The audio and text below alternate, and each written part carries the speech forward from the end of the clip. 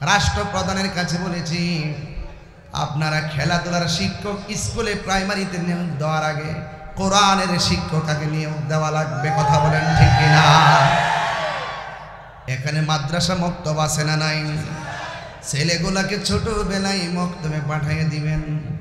আজকে ছোটবেলার ছাত্রগুলো মক্তব থেকে হারিয়ে গেছে, ওরা মক্তবে যায় না, কিন্ডার গার্ডেনে যায়।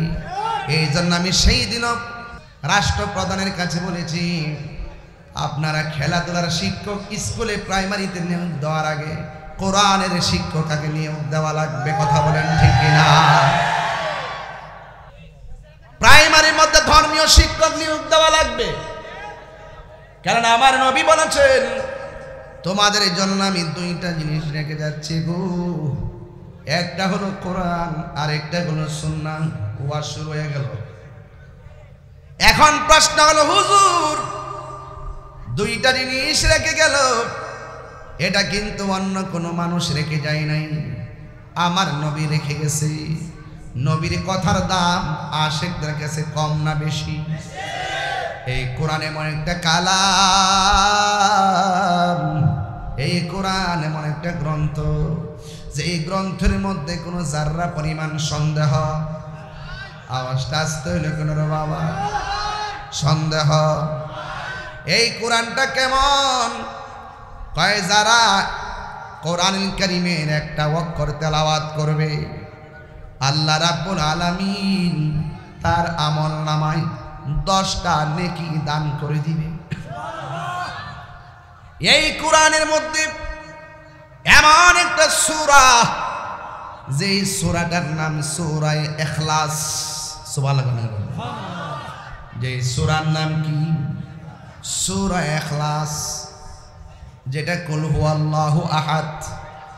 আল্লাহর হাবিব বলেন, ও পৃথিবীর মানুষ, সূরা ইখলাস যদি কেউ একবার মহব্বতে তেলাওয়াত করে, আমার আল্লাহ রাব্বুল আলামিন কোরআনের 3 ভাগের 1 ভাগ তেলাওয়াতের সওয়াব দান করে দেয়। এই কোরআনের কেউ যদি 2 বার সূরা ইখলাসটা তেলাওয়াত করে, আল্লাহ রাব্বুল আলামিন কোরআনের 3 ভাগের 2 ভাগ তেলাওয়াত করার সওয়াব দান করে। এরপর আমার নবী বলেন, এই কোরআনের সূরা ইখলাসের যদি কেউ 3 বার কোরআন তেলাওয়াত করে, কেউ যদি সূরা ইখলাসটা 3 বার তেলাওয়াত করে, আল্লাহ রাব্বুল আলামিন গোটা কালামুল্লাহ তেলাওয়াতের সওয়াব দান করে দেয়। আহা, মা ফাতেমাতুজ জোহরা পাকে পাঞ্জাতনের সদস্য, আহলে বাইতের সদস্য, তিনি সব সময় ফজরের নামাজের পরে 10 বার সূরা ইখলাস পড়তেন। আল্লাহর হাবিব বলে, ফাতেমা তুমি কেন গো 10 বার সূরা ফাতিহা পড়ো? কোরআনে কি আর কোন সূরা নাই? প্রতিদিন ফজরের পরে 10 বার সূরা ইখলাস পড়ো, মাগরিবের নামাজের পরে 10 বার সূরা ইখলাস পড়ো। এই সূরাটার প্রতি তোমার এত নেশা কেন? মা ফাতেমা বলেন, নবী গো নেশা বুঝি না, এই সূরাটারে বড় ভালোবাসি। আর জোরে বলেন। এবার আমার নবী বলেন, ফাতেমা, ও ফাতেমা, তুমি যে ফজরের নামাজের পরে 10 বার সূরা ইখলাস পড়ো, মাগরিবের নামাজের পরে 10 বার সূরা ইখলাস পড়ো, কিয়ামত পর্যন্ত কেউ যদি এই আমলটা করে, তুমি ফাতেমার আমলটা করি, ও সরার চরা আম্মা, তোমার ঘরেই তো আমাদের জন্ম, ও মা, তোমার কুটির থেকেই তো লক্ষ লক্ষ কোটি কোটি সন্তান, তোমার একটু ভালো করে বলে দিয়ে যাই গো আম্মা, খবরদার মা ফাতেমা রঙে রঙিন হয়ে যান।